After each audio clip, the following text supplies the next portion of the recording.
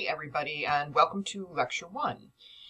This lecture, we have kind of a lot to work through, so it's going to be maybe a little bit of a longer lecture than it typically will be after this. And the reason for that is we're going to sort of talk about some fundamental premises for the course. So I want to spend a little bit of time just talking about cultural anthropology in general. And then I also want to move through the readings and some other sort of background information so you understand sort of where anthropologists are in the study of gender, sexuality, and the body. So a lot of what this lecture will do is to set us up for the things we're going to be discussing for the rest of the semester, giving you both some knowledge about sort of the lay of the land in this area of anthropology, and also giving you some theoretical tools that I'm hoping you can use as we start talking about other topics in the course. Okay, so bear with me. There are quite a number of things we're going to discuss, but hopefully we'll get it all in this lecture, and it will be useful to you. Okay, so I titled the lecture a really sort of boring, basic title, The Anthropology of Gender, Sexuality, and the Body, because again, I want this to be sort of the lecture that orients you to the approach of the course to these subjects. So here's what we're going to do. This is sort of our agenda down here at the bottom of the slide. I'm going to start with a brief introduction to the field of cultural anthropology. As I think you know, this course is what at Northeastern is called an ELEX course. And what that means is that, we are working at the 300 level, so a more advanced undergraduate course. But because it's an ELEX, there is no requirement for you to have taken anthropology before, okay? Part of the idea with these courses is that students from really any major can engage in 300 level anthropology. So because of that, I want to spend a little bit of time on talking about anthropology, understanding that you may come at this from a different discipline, from a different major. After we do that, I do want to talk about the material that you read. I had you read 4 review articles, and those provide, I think, a really good overview of this area of the anthropology of gender, sexuality, and the body. As I assume you've seen in doing that reading, review articles are a very particular kind of publication. So sort of as the name implies, each of those authors is doing a sort of step back to review what is going on in anthropology around these subjects and what sort of the key areas are that anthropologists have addressed in recent times, right? So doing sort of an overview for other anthropologists typically, so that folks can kind of catch up and inform themselves about what have been the areas of focus for anthropologists on these subjects. So all of those are review articles. It gives them a certain sort of approach and feel, right? There's a lot of sort of summarizing and citing of many anthropologists' work. So, some of the things we'll read later, they won't sound like that. They'll be more focused on the particular subject or the particular study of one anthropologist. So the reason to have you read review articles right away is, again, to sort of give you some grounding and situate you in these fields so you get sort of a more sweeping view of the kinds of things that are important to think about. So we'll talk about those. And then I do want to, as I said, sort of tie some things together and end with some key takeaways or theoretical tools that I'm hoping you'll be able to make use of as we move forward in the course. So those are the 3 main things we're going to do. So let's get to it. Okay, let's start with anthropology. So this is a cultural anthropology course. As you may know, cultural anthropology is just one of 4 of what we call subfields within anthropology. So effectively, anthropology, the overall discipline, has 4 branches, and cultural anthropology is one of them. Taken all together, anthropology across those 4 subfields is, as I'm summarizing it here, the study of what it means to be human across space and over time. That's a super succinct description or definition of anthropology. I think it'll serve us fine for now, right? Anthropologists are interested in what it means to be human, right? What is, or how can we talk about the human experience? And one of the reasons that anthropology is subdivided into those four subfields is because obviously that's an incredibly vast field of study, right? What it means to be human is massive. So the 4 subfields of anthropology take that question or that topic on from different complementary perspectives, right? And the idea is that when you bring those 4 subfields together, you have a sort of holistic view of what it means to be human, okay? So those 4 subfields, as depicted here, right, under the umbrella of anthropology, archaeology, biological anthropology, linguistic anthropology, and cultural anthropology, which is what this course is grounded in, okay? So let me just really quickly run through them. We'll spend most of our time talking about cultural anthropology because that's what's important to us for this course. So biological anthropology is, in fact, a STEM field, right? It's a natural science. Biological anthropologists are looking at things like human evolution, right? Or the evolutionary record leading to modern humans, as well as human biological variation in the present.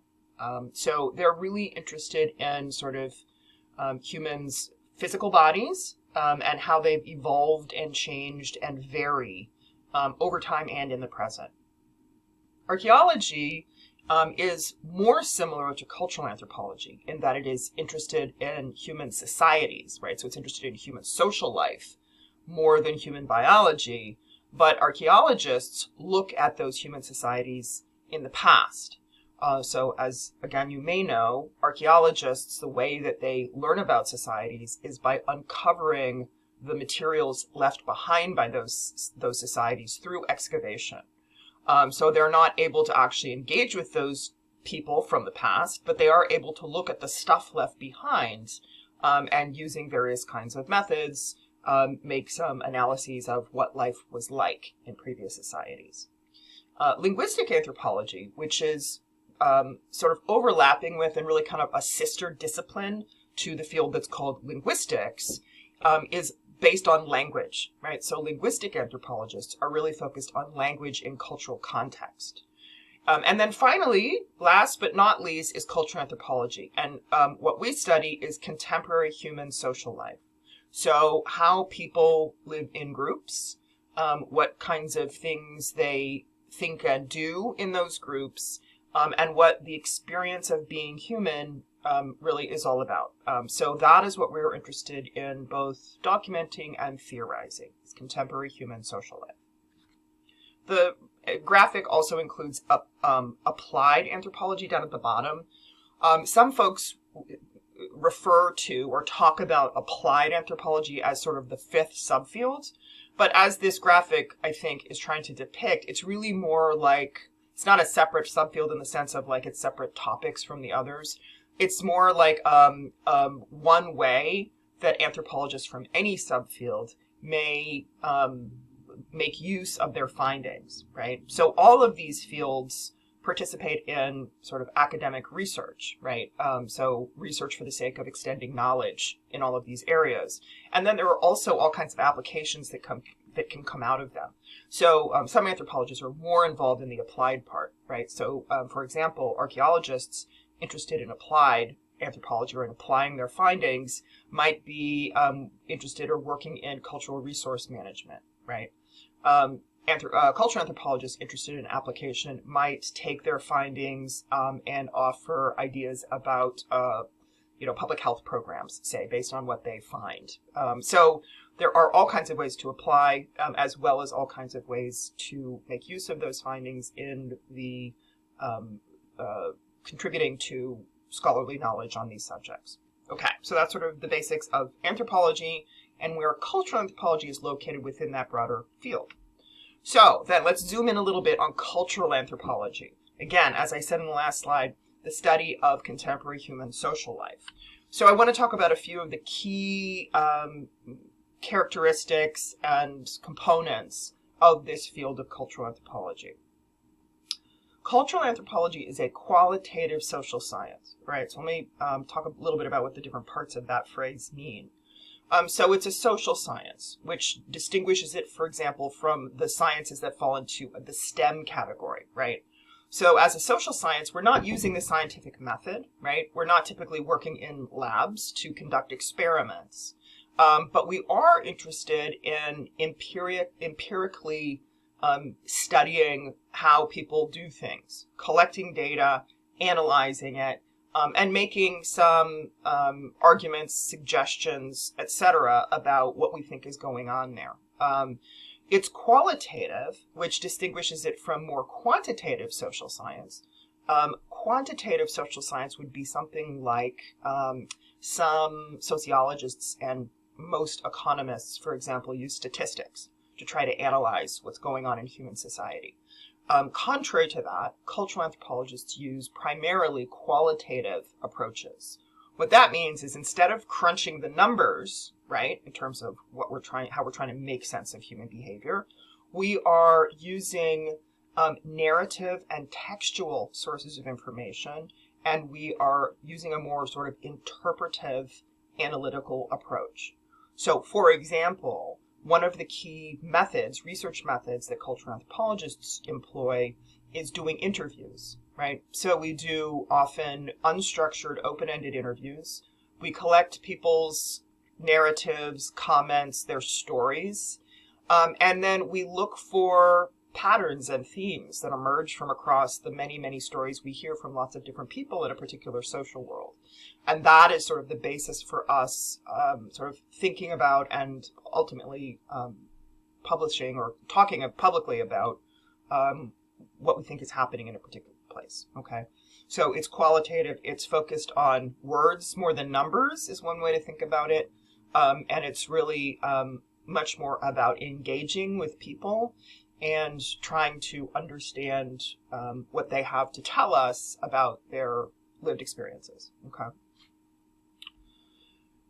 To get at that information, cultural anthropologists engage in a form of research that's often called fieldwork, which entails actually going to a social community that we're interested in learning about and sort of embedding ourselves there, right? So the typical research for cultural anthropologists is long-term field work where we go to the cultural spaces we want to learn about, as opposed to, for example, inviting people into a lab, right, to be interviewed or something like that. So in fact, being in the social space that we want to address is a significant part of how cultural anthropologists do their work, and we call that field work.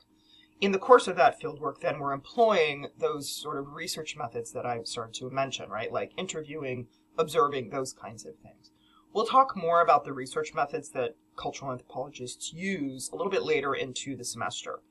For example, you all are going to be doing some interviewing as part of one of your assignments, so we will get into more about that. The product that cultural anthropologists produce at the end of all that is called ethnography. So ethnography is both sort of an approach to doing research and an approach to presenting the findings from your research.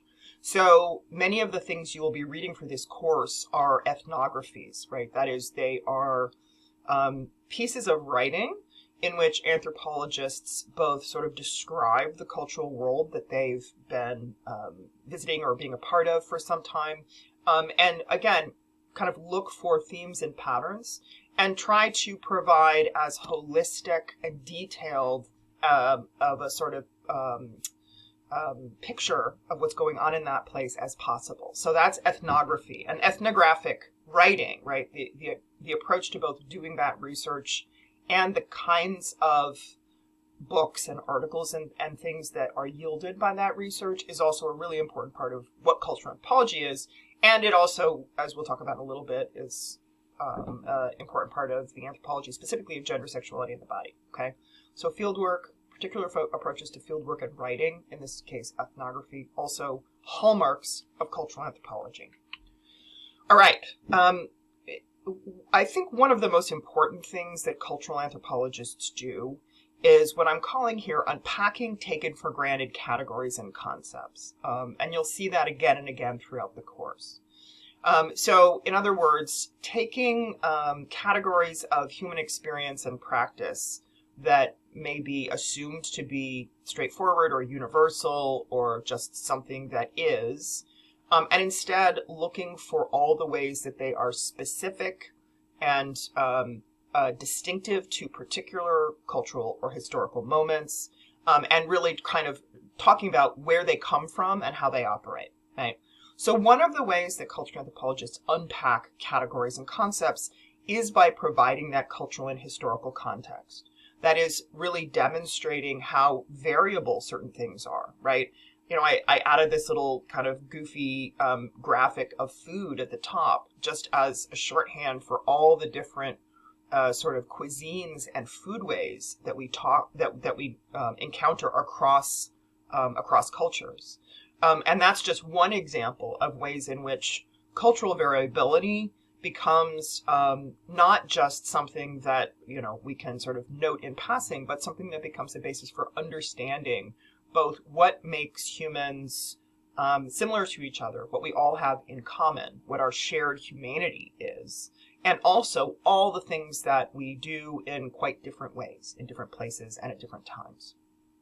So showing that cross-cultural variability is one of the ways that anthropologists really can demonstrate that some stuff that we take for granted is really just the particular culturally accepted way of doing things in a particular place, right? All of us tend to assume that how we grew up doing stuff is sort of natural in some way, or it just makes sense, or it's just the way things are done. Anthropologists really push us to become more self-aware about that and understand that what feels normal or natural to any one of us is simply what is part of our own cultural worldview, right?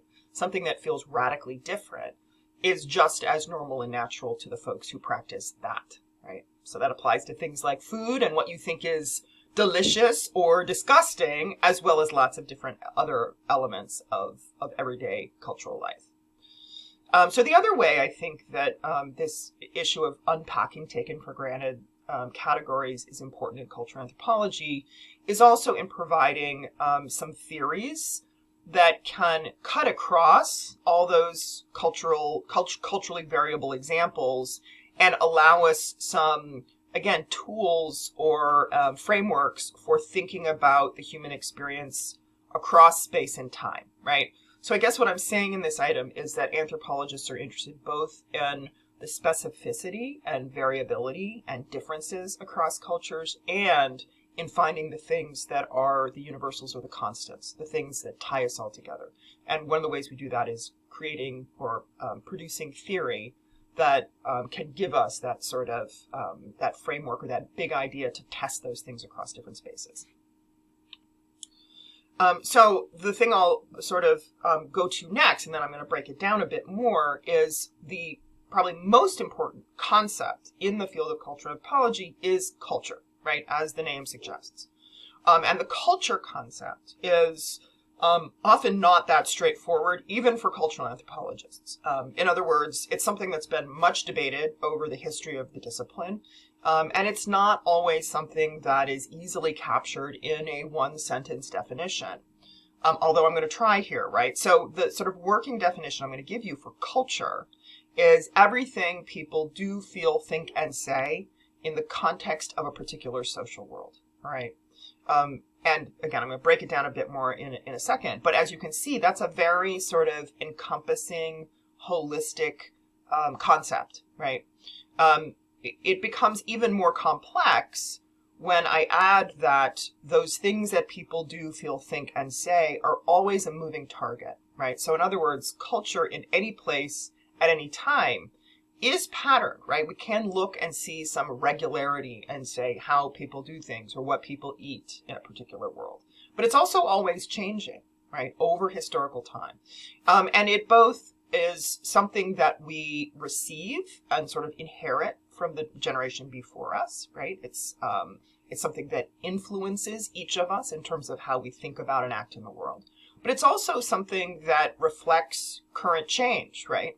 So in other words, you are doing things that are part of the cultural world you were born into, and you are also part of crafting the next iteration of those cultural practices, right? So it's always a work in progress, and all of us are, to some extent, participants in creating that culture. Okay, so let's again dive in a little bit more to culture. And I'm spending extra time on this because it's such an important theoretical tool for cultural anthropology, and it's something that will, again, serve you well across all the different things we're going to talk about this semester. Okay, so if, as I just suggested, culture is everything people do, feel, think, and say in the context of a particular social world, then, what does that mean in practice? So as I started to allude to, it means that you are both the bearer of culture that you have had handed down to you by your parents and your grandparents and the people before them, and you are one of the creators of culture in this moment and moving forward, right? So to be human, according to Reich, is to be simultaneously the recipient of millions of years of culture and to be active as a creator of culture, right? Likewise, cultural knowledge is not a set of rules, but a set of principles for map making and navigation. In other words, there are sort of ways in which culture hands you a lens for seeing the world in certain ways and for acting in the world, but it's not rigid and it's not completely limiting, right? In other words, we're not all walking around like cultural robots doing exactly what some cultural rule book has told us to do, right? It's more of a set of principles that we can then improvise on and or we can reject and change, right? So there's both ways in which culture informs our behavior and ways in which we take culture sort of by the horns and do new things with it all the time. To get a little bit more specific, here are some of the key characteristics of culture. Culture's learned, right? You are not born having some kind of instinct to act in a culturally appropriate way in your home or in your neighborhood or in your nation or in your society. Everything you know as an enculturated being, you learn from somebody else. Typically, we learn a lot of that from the people we grow up around. So parents, family members, neighbors, schools, etc., right? But it's important to understand that the way that humans do things is a product of cultural learning in a way that makes us considerably different than other kinds of animals, right? Animals have certain kinds of instincts for behavior, right? There's lots of debate about whether some animals have culture, particularly primates, like, say, chimpanzees, who learn things and pass information on to other generations sometimes, which is a whole other debate, an interesting debate, one we're not going to have in this class because that is in biological anthropology. But yeah, you weren't born knowing any of this, right? Anything from your language abilities to how to greet someone, to how to carry yourself in a crowd, etc., etc. All of that is learned.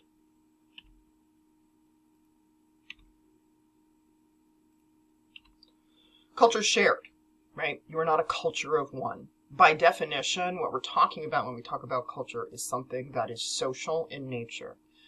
And is something that in ways ties together and provides sort of shared communication across a broad group of people. On the other hand, culture is constantly changing, right? All kinds of expectations and cultural rules that even were in place in a society like the United States a couple of decades ago are no longer the case and have changed significantly, right? The example on the screen about sort of changes in definitions of marriage is a big one, right? Marriage is one of those cultural institutions that we find the world over. What we also find is that the forms that marriage takes are very different across cultural spaces. And again, that they're always changing. So they are also changing. They're different across space, and they're also changing across time. So within the same society, you find those definitions and practices changing. On the other hand, culture includes universals. So staying with this idea of marriage being a sort of cultural universal, there are some places in the world where marriage is not part of what people do, right? But the vast majority, even in those spaces, there is often some kind of recognition of partnerships, right, that play important roles in social and biological reproduction. But the vast majority of societies have something we would recognize as marriage. So that makes it kind of a universal. Again, this is going to that idea that one of the things anthropologists are interested in is those things that kind of tie us all together, meaning all human beings on the planet. However, again, those universals are universal or the same thing at the broadest level, right? So the particulars are very different in different places and times, right? So this is a picture of a man with his several wives and all of their children, right? So marriages that involve more than two partners, right, or in which one person can have more than one spouse, is one of those variations on this broader universal or quasi-universal institution of marriage. Culture is also integrated. What I mean by that is, even as we will often talk about different areas of human social life, like politics versus economics versus gender and sexuality versus art, the fact is, in actual practice, in our day-to-day, all of those things are integrated. They're tied together. They're part of our lived experience. We don't have those different parts of human life sort of compartmentalized off from one another, right? We don't do our economics on Tuesday and our politics on Wednesday. It's all kind of mushed together, right? So I put this slide, which I think you may have seen these posters in recent years. They're often used in various political contexts. They're created by an artist named Shepard Fairey, and I think they're a good example of how politics and art, for example, are often integrated with one another. You can't really draw the line between where one ends and when the other begins. So I think it's important for us to remember that the way we actually live our lives is integrated, even as you will find a field like culture anthropology divided up into categories, right? Like the anthropology of gender and sexuality versus political anthropology versus economic anthropology, right? We need to remember that that's a device for studying those things that doesn't reflect how those things actually operate in the real world, in our lives, right? In our real lives, those are all integrated with one another. Culture is also symbolic, which means that there's lots of things that people do that are using symbols to stand for other things. That's an important part of particularly our communication. Language itself is probably the most obvious example of how culture is symbolic, right? Language is basically a system of symbols where certain sounds, or when we write language, letters, are symbols for something else. They stand for something else. They carry meaning that we have arbitrarily assigned those sounds and letters to carry. So, for example, in this image, a flag is another good example of a symbol, right? Flags encompass all kinds of meanings about nation states, about concepts of patriotism, about government, and they're often used both as something that can bring people together and something that can divide people, right? So it's a potent sort of tool for conveying meaning. And again, that use of symbols and the presence of symbolic aspects is another hallmark of what culture is and how culture operates. Culture creates categories. One of the things we'll talk about a lot in this course is the categories that have been constructed, particularly around gender, sexuality, and the body, and what those categories do, where they came from and what they do, right? And what it means to try to push against or unpack or challenge those categories. Culture has a tendency to create categories for better or for worse. Often, one of the things that cultural principles do in any particular space is make distinctions between this versus that, right? And all of those distinctions are different, or they're specific to different cultures. One example we could look at in the US and other societies is the use of categories around the identities associated with race and ethnicity, right? So what I have on the screen here is a census form, right? And I don't know if you've followed the evolution of the census form over the last several iterations, but the questions about race and ethnicity have been on the census form almost from the very beginning of the form, right, in the 19th century. But the nature of those questions has shifted as people's understandings of what race and ethnicity are and of how to define different races and ethnicities has changed. So, for example, it used to be that people filling out the census form had to choose one of these race categories. Now people can mark more than one category, and there's more of a sense of making a distinction between race and ethnicity, right? And there's also a lot more and some different options on these lists.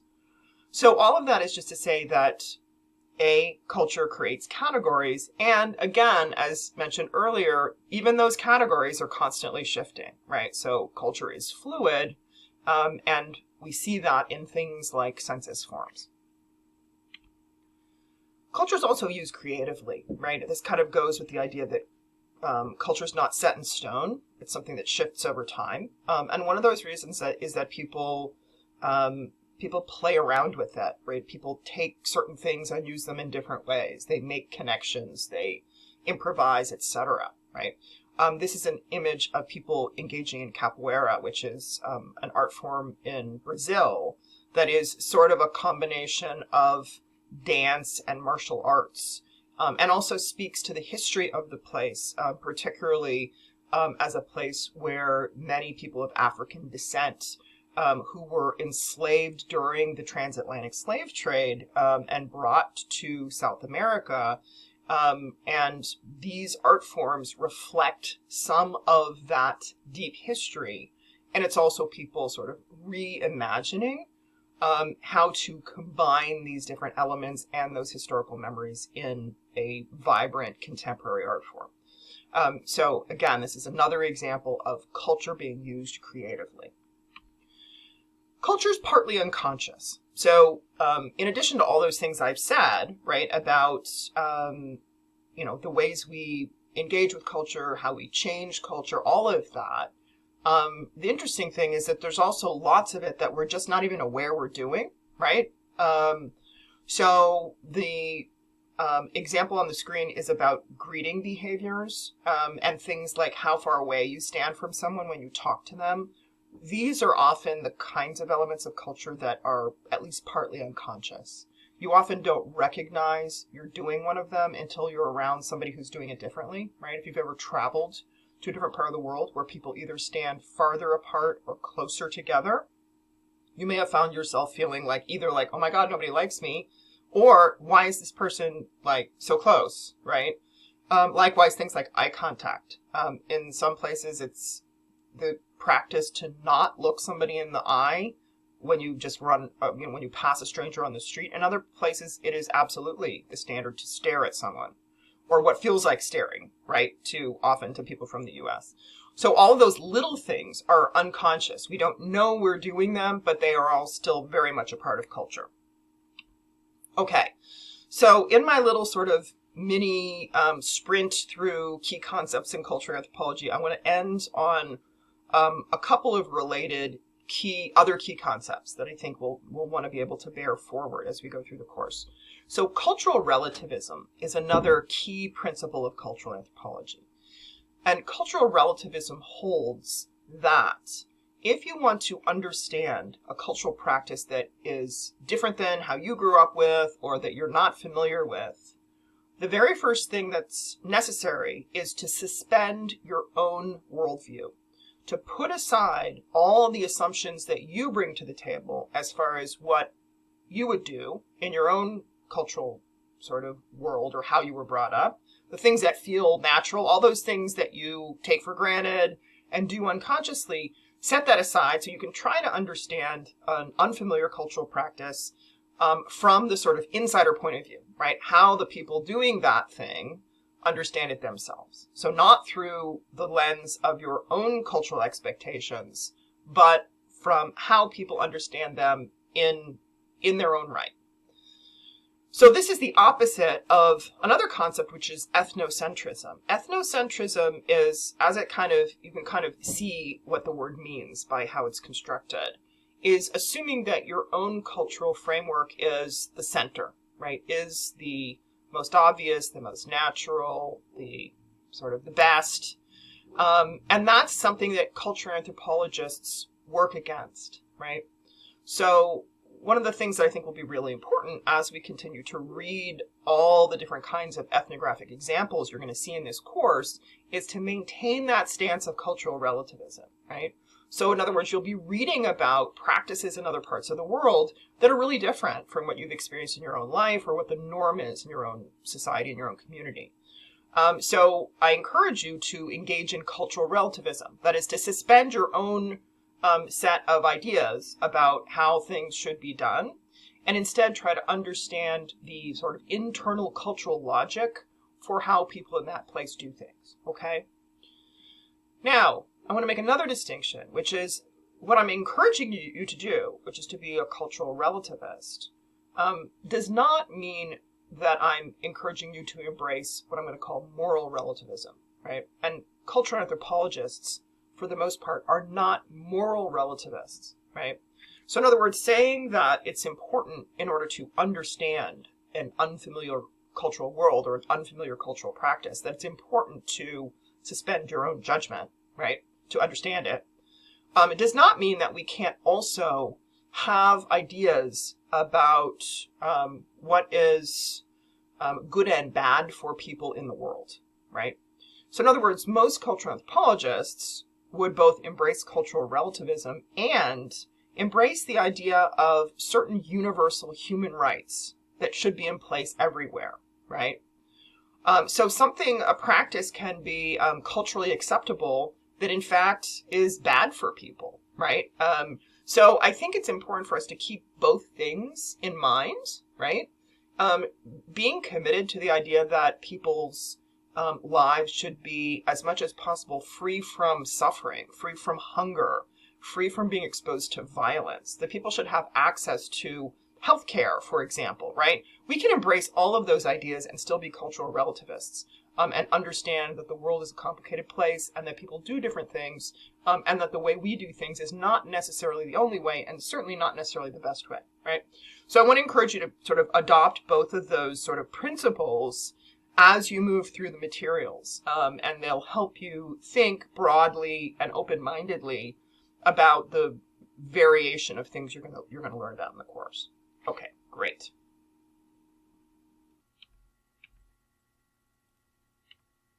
Okay, so let's move to some discussion of the more specific themes of the course, now that I've given you this sort of primer on cultural anthropology, the culture concept, etc. The course is called The Anthropology of Gender, Sexuality, and the Body, and I wanted to start with some real sort of baseline stuff, and then we'll start talking about the review articles that you read and the more specific issues that they tease out. So, a few things, right? There's a lot to talk about, but I'm going to try to summarize some key points, and we'll unfold it all as we work through different parts of the course. But a lot of what Anthropology of Gender, Sexuality, and the Body is doing is something I mentioned in one of the previous slides, which is sort of unpacking taken for granted categories and questioning categories. Some of those categories are really entrenched and are assumed to be, in fact, really beyond dispute, right? Or are assumed to not even be cultural categories so much as they are assumed to be biological categories. An obvious one that falls into that category is the categories associated with sex. Biological, as it's often called, biological sex, right? Versus gender, which is more often understood to be a cultural elaboration of biological sex, right? And you'll still find that distinction. Sex is biology, gender is culture. Anthropologists addressing these issues actually would suggest that sex is also a cultural category, right?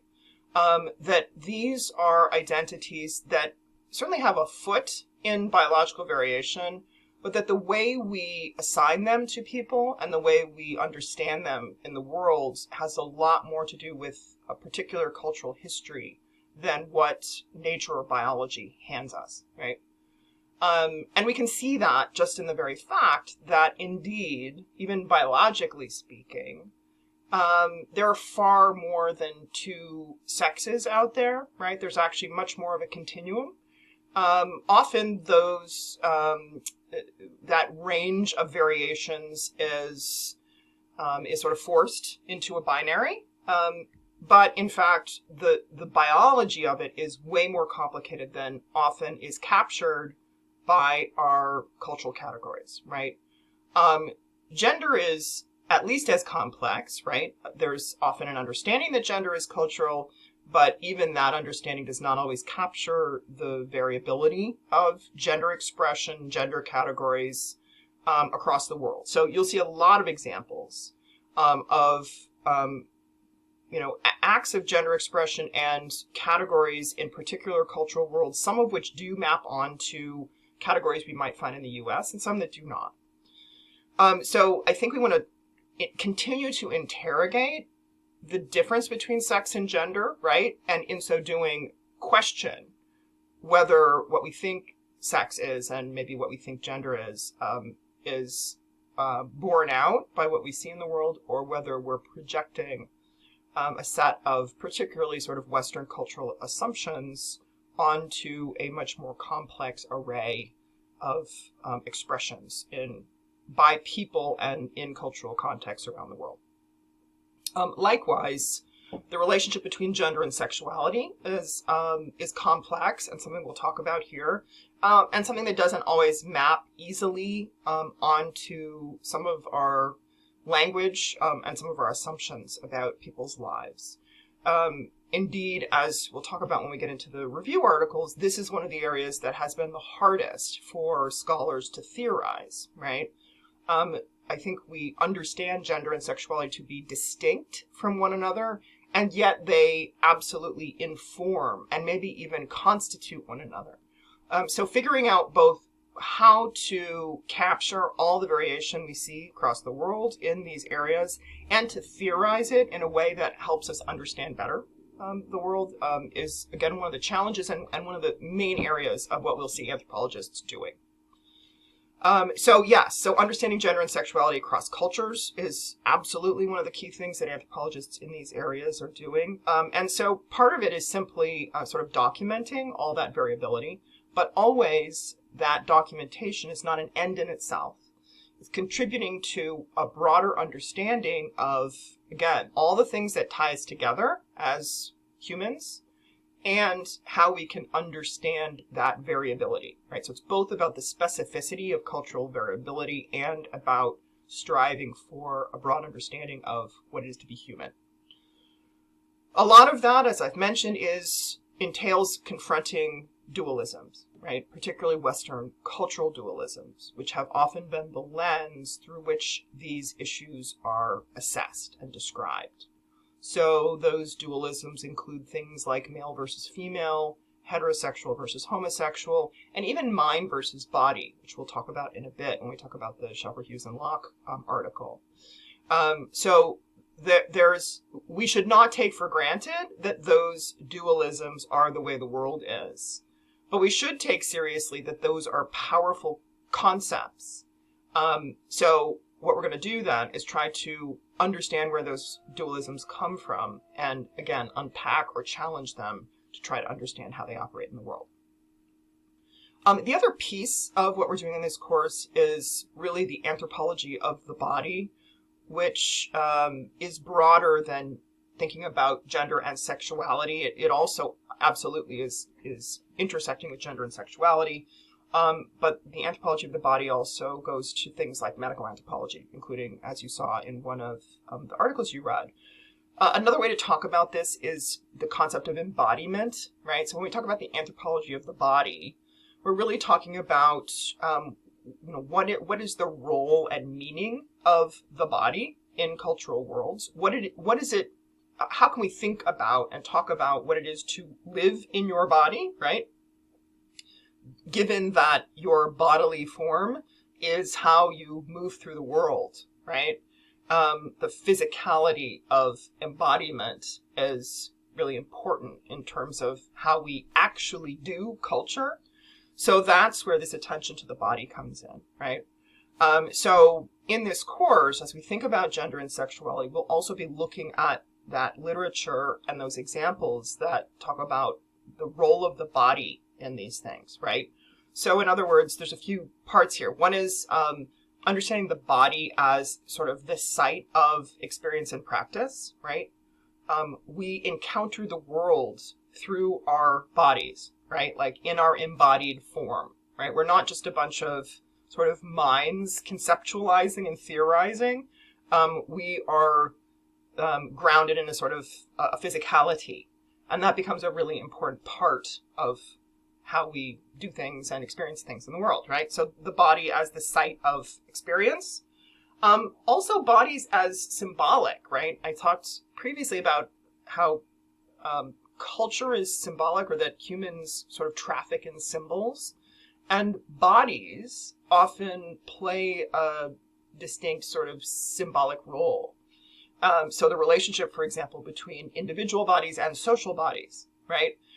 Where social bodies are often understood or talked about almost as physical bodies, and your individual physical body is often sort of either part of a social body or becomes one of the sites of contested debates about what the shape of a social body should be. Likewise, because bodies are often naturalized, and what I mean is that there's that sense in which we often default to the idea that the body is biology, not culture, that also makes it sort of a contested space, right? Our individual physical bodies are enmeshed in a global political economy, right? And all those sort of political forces at national and international levels also sort of directly connect to our bodily experiences, right? So those are some of the key sort of theoretical questions around the anthropology of the body, particularly as they intersect with studies of gender and sexuality, that I think are, again, part of this sort of baseline. This slide is sort of baseline things that are going to be important as we move forward. Okay, so what I want to do now is actually get to the 4 articles that you read. I said before that these are review articles, so as you saw, they have a sort of like a certain vibe to them. They can seem a little dry sometimes. I think some of these 4 things you read some are a little bit drier than others. But I think it's still important to read them because they are precisely about orienting you to the scholarship in these areas. So it's a way to sort of jump into a subject that you may not be familiar with without having to read all 800 things that they cited, right?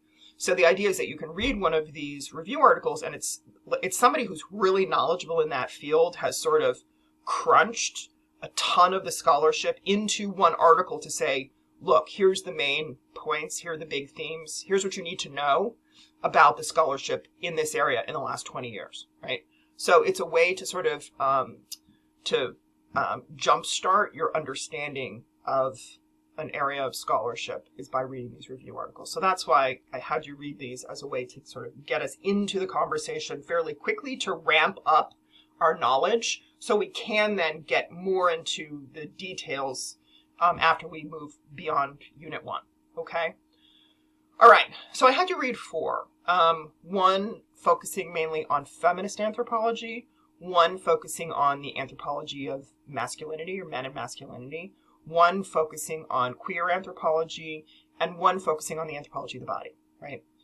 The first 3 are quite recent. They're fairly recent. The one about the body is an older article, but it just does such a great job, I think, of providing really useful theoretical tools for thinking about the body, and it's a kind of a classic, so I kept it in there, and I think it's still useful. So the Mahmoud article is reviewing feminist anthropology, recent feminist anthropology. And what I'm going to talk about is what I think are some of the most important things that Mahmoud points out, and that I think can help us remain critical thinkers and readers as we read examples of ethnographies that either fall into the category of feminist anthropology or don't, right? So this article is really kind of recognizing the contributions of this subfield called feminist anthropology. As Mahmoud points out, the idea or the sort of designation of feminist anthropology as a thing, as an area, has a fairly deep history, right? Since the 1970s, anthropologists have been identifying themselves as working within the area of feminist anthropology. And there's an association of feminist anthropology that's part of the major anthropology institution, professional organization that publishes a journal. So again, this is a sort of institutionalized area of research. And some of the things that feminist anthropologists have been talking about for a long time, since the 1970s, have been really important and even transformative to the discipline of cultural anthropology, right? And Mahmoud notes those, right? One of them is the idea of reflexivity. This is something you will see in practice as much as you'll hear people talk about in the stuff that we read for the course. The idea with reflexivity is interrogating the role and particularly the subject position of the anthropologist themselves in the context of the field work that they do, right? So what that means is recognizing, given how anthropologists do their work, right? I already described that anthropologists do research through the practice of field work. So that means basically going to a community and interacting with the people there, right? And asking them questions and hanging around and observing things and all of that, right? But by definition, you are not just like a fly in the wall or a disembodied observer, right, behind a screen or something. You're a human being going into a social world and engaging with other human beings. So in fact, the social persona of the anthropologist has a lot to do with that exchange. So this idea of reflexivity is recognizing that the anthropologist is kind of part of the story of collecting information, right? Making the anthropologist not invisible in how we do the work and how we write about the work. So you'll see, one of the ways you'll see reflexivity created in or reflected in the stuff you read is that cultural anthropologists usually write from the first perspective, right? They say, I did this, right? I talked to someone and they told me this. And that's part of that reflexivity, right? Not removing the anthropologist from the frame of the research experience, but putting them in the frame and understanding that that's part of the nature of the information that was collected. And it depends on really who you are, right? People are responding to you as a human that they are sort of assessing in certain ways, right? You're not just a neutral person. You are a person, either a person from that place or a person from somewhere else. Often your gender as an anthropologist influences how people respond to you or what they think about you. All of those things are part of that fieldwork experience, and they're therefore part of the work that we do. So reflexivity says, well, let's make that transparent and have that be part of how we actually discuss the work. Another, again, key contribution of feminist anthropology for decades that's still really important is a critique of what's often assumed to be scientific objectivity, right? So feminist anthropologists have long suggested that objectivity is not really objective, and may not necessarily be the only or the best way to collect information about the world, right? That all knowledge is situated, right? There's no such thing as a neutral process of collecting information or creating knowledge. That there's all kinds of cultural elements that get smuggled into that process. So that critique, again, has been a really important one, and that's become really part of cultural anthropology, even as it emerged initially out of feminist anthropology. Despite these long-standing contributions and the importance for the overall field of cultural anthropology, as Mahmoud points out, there is still a degree to which feminist anthropology is marginalized or provincialized.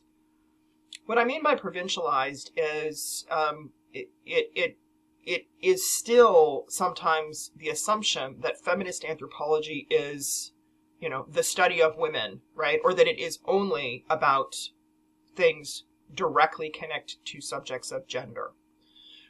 Instead, Mahmoud encourages us to take feminist anthropology more seriously as a broader analytical framework that can be applied to lots of different things. So the way she talks about this is encouraging us to embrace feminist anthropology as what she calls a traveling theory. The idea there is that feminist anthropology is a theoretical lens that can be applied to a whole range of subjects and issues. It's not just useful for looking at topics that are narrowly defined as being about gender or sexuality, right? Instead, it's a sort of a critical approach to all the things that anthropologists study. Mahmoud goes on to talk about some of the more recent contributions of feminist anthropology, some of which, again, overlap with those long-standing contributions. And again, many of which we'll talk about in this course. I also, just as a sort of aside, I hope you noticed too, as you're reading these 4 review articles, that they are in conversation with one another, right? So there's overlap, and even some of the authors are referencing some of the other authors that you're reading. And that a bunch of the authors that are mentioned in these review articles are on the syllabus, and they're things we're going to read, okay? So again, part of, another reason for having you read these review articles is to situate the things you're going to read later on. All right, so what are those key areas of sort of focus and contribution in recent years from feminist anthropology? The first is the anthropology of science and medicine. We'll have a whole unit on this. So this is a critique of scientific literature and biomedical practice, particularly that reinforce binaries around sex, gender, and sexuality. Again, unpacking the ways in which science and medicine have often been framed as neutral or acultural in their approach to bodies and persons, and instead recognizing the degree to which there's a cultural context of which science and medicine are also a part, and that some of the things that get reproduced in scientific and medical approaches reinforce those cultural narratives. Another piece of the anthropology of science and medicine is really looking critically at ideas and practices associated with reproduction. So both expectations around reproduction and things like the use of reproductive technologies, right? So those are some of the, again, areas in the anthropology of science and medicine most associated with feminist anthropology. Again, in keeping with this idea that feminist anthropology is a traveling theory, feminist anthropologists have also contributed to areas outside of the anthropology of gender, right? So, for example, political anthropology. The fact is that gender and sexuality are often important in politics, right? In governmental politics, in nation building, right? Ideas about, for example, women's roles or families often get put forward when politicians are trying to assert what the identity of a particular nation is or should be, right? We see that the world over. So those kinds of, that intersection between politics, both governance and political discourse, and gender and sexuality, another key area for feminist anthropology. Also critiques of militarism and imperialism, right? So geopolitics, global politics have gendered components, right? And this is an area for anthropologists to be involved as well.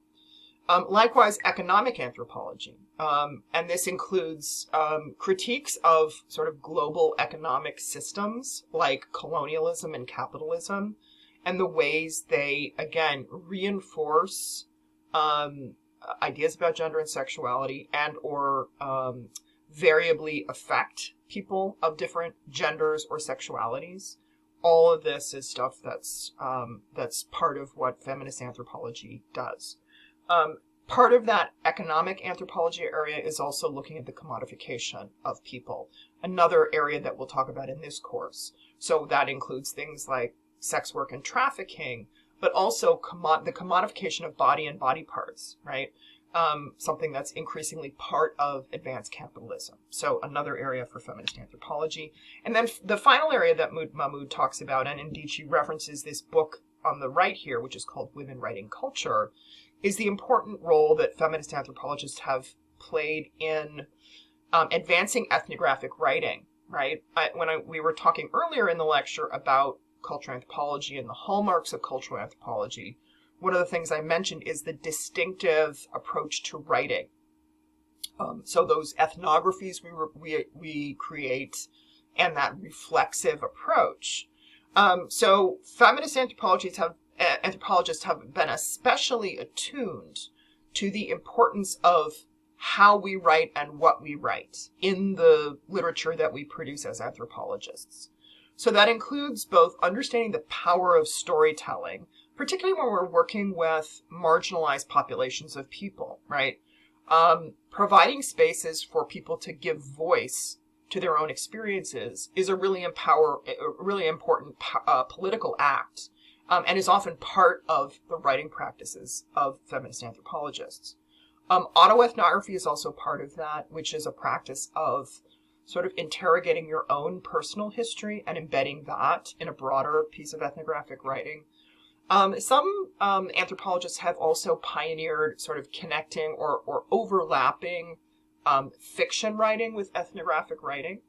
And in all of this, I think feminist anthropologists have been especially cognizant of the importance of the language that we use, both in terms of things like evoking the sensory experience of being in a certain place, right? So in other words, lively prose is important, right, as a part of our scholarly output, but also a sensitivity to our use of language and understanding that the terms we use and the concepts that we invoke are powerful, and we need to be careful and diligent in how we decide which words to use and which words not to use.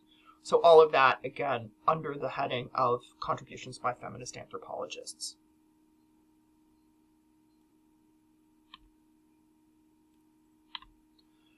Okay, the second article is Gutmann's article about the anthropology of men and masculinities. And Gutmann, and I'm sure by now you've seen his name come up multiple times. He's an important anthropologist of this area.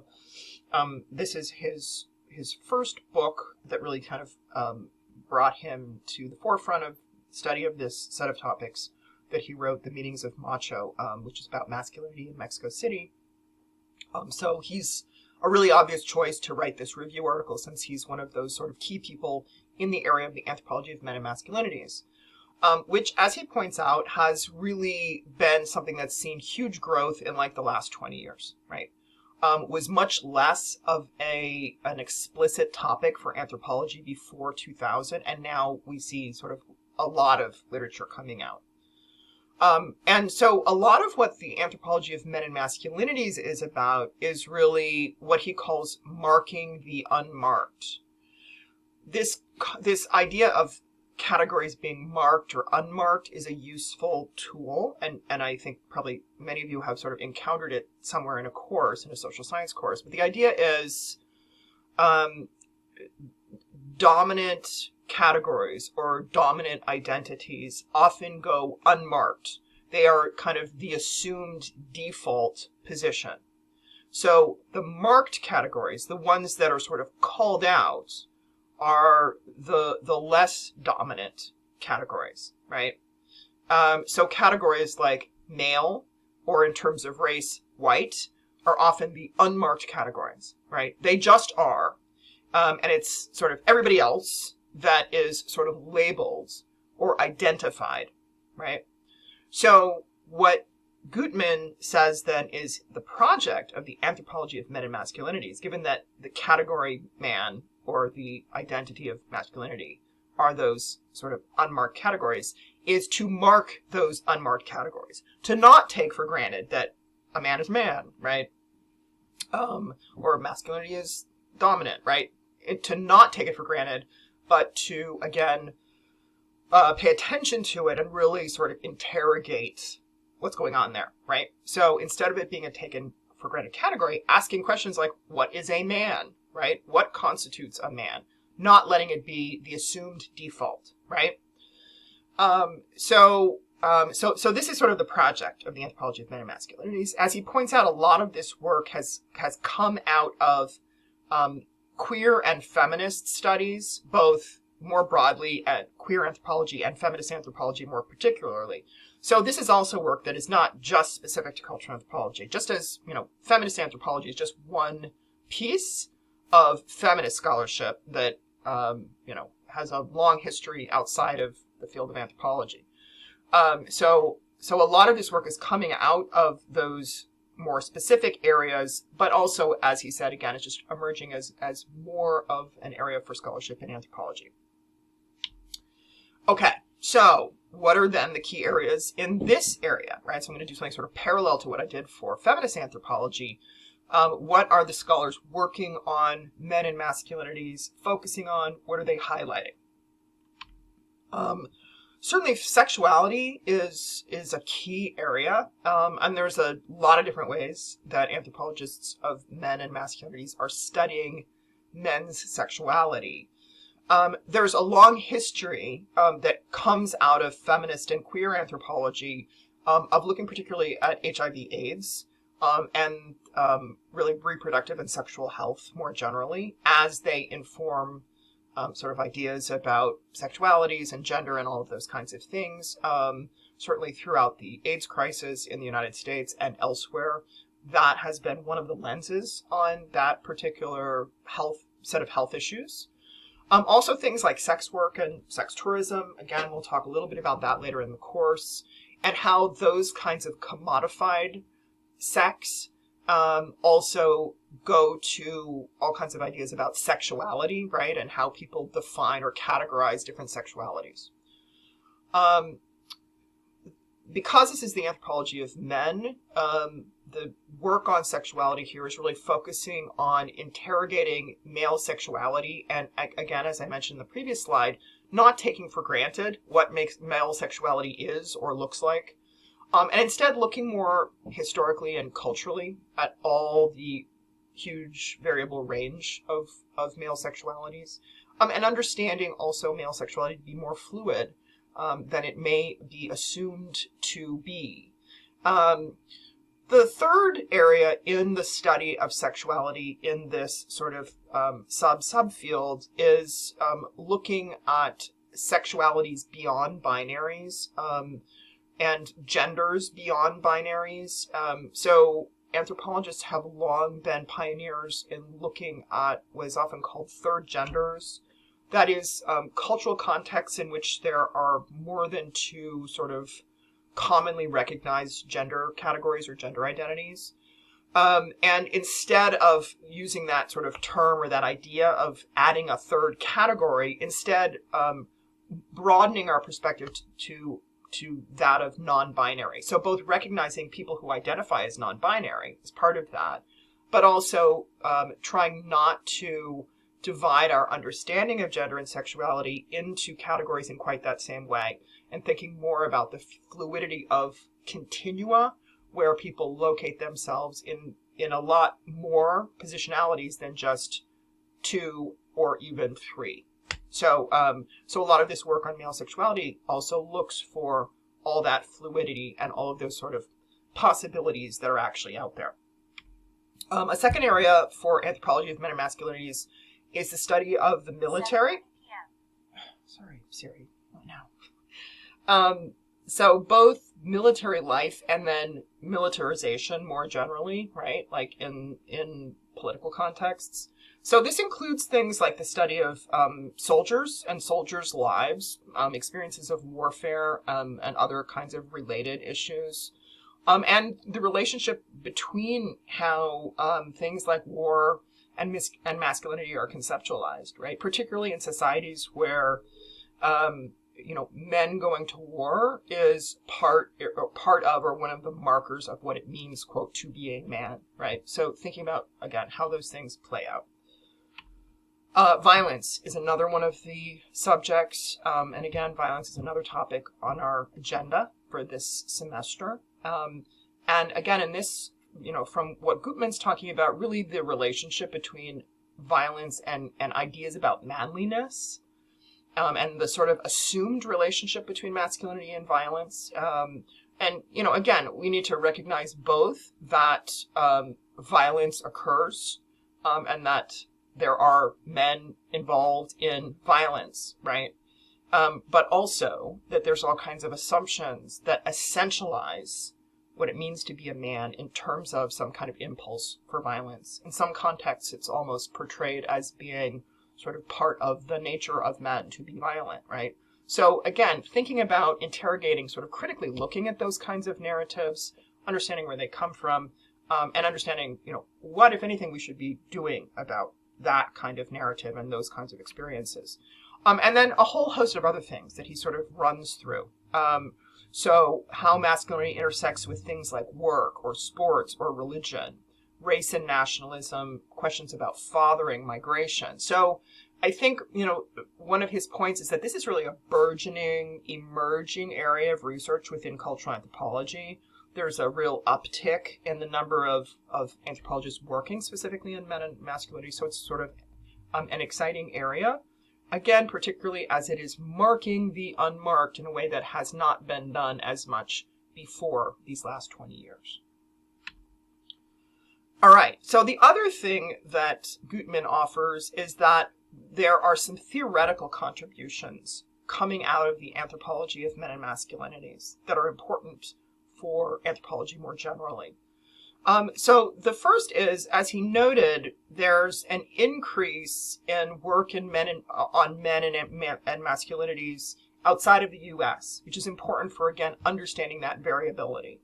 And he cautions that one of the things that the anthropology of men has offered is the importance of not trying to apply theories relevant to the global north, right, or to the United States and Western Europe, to experiences in the global south, right? And that means both making more space for scholars from the global south to talk about these issues, and understanding that we may need new theoretical constructs to really be able to address the full range of variability, right? So part of it is catching up with not having studied these issues everywhere in the world, and making sure that we don't sort of front load some Western-centric theories without leaving space for some other ideas to emerge. A second area that he mentions is that this subfield has been important in challenging the concept of hegemonic masculinity. What he means here is that the anthropology of men is really challenging the notion that masculinity is a thing, right? Like that there is a coherent entity that is masculinity. So instead, he's saying this is not an a priori concept, right? This is not a thing that exists in the world, and our job is just to try to study it. But it's instead something that is produced, right? This is a cultural construction that emerges out of various social, economic, political, etc. dynamics, right? So if we want to understand what masculinity is, we need to understand its creation, right? Sort of in any place and time, not assume that it's some kind of primordial concept that just was kind of there from the beginning, right? So part of this, what this means is moving beyond thinking of masculinity as an identity and looking more to sort of the historical context of its creation and the material sort of elements of its construction, right? So how masculinity is produced and what the effects of its production are. And that certainly includes specifically in regards to gender and sexuality, but more broadly, right? So we alluded in the previous slide to, the intersection of gender and sexuality and politics, global politics, warfare, all of those things. So understanding the production of masculinity can also help us understand things like the political relationships between countries, right? Or the Cold War, or any of these things, right? So again, this is an area of theoretical contribution from the anthropology of men.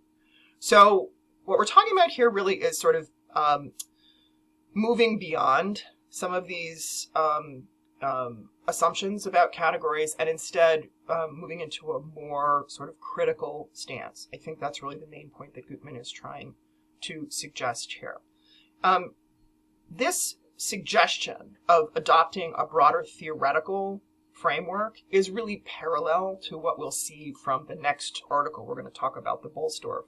And it's having a more overarching sort of approach to a bunch of interrelated issues, as opposed to trying to, as he says, enumerate strategies or literatures to sort of each subgroup within a broader area. So instead of having an anthropology of men and masculinities and then an anthropology of gender or feminist anthropology, instead thinking about studies that might encompass the experiences of men, women, and non-binary people, right? So understanding all of that to be interconnected as a new sort of theoretical strategy. So this is something that he suggests is a contribution of the emerging anthropology of men and masculinities and something that's kind of a goal to work toward.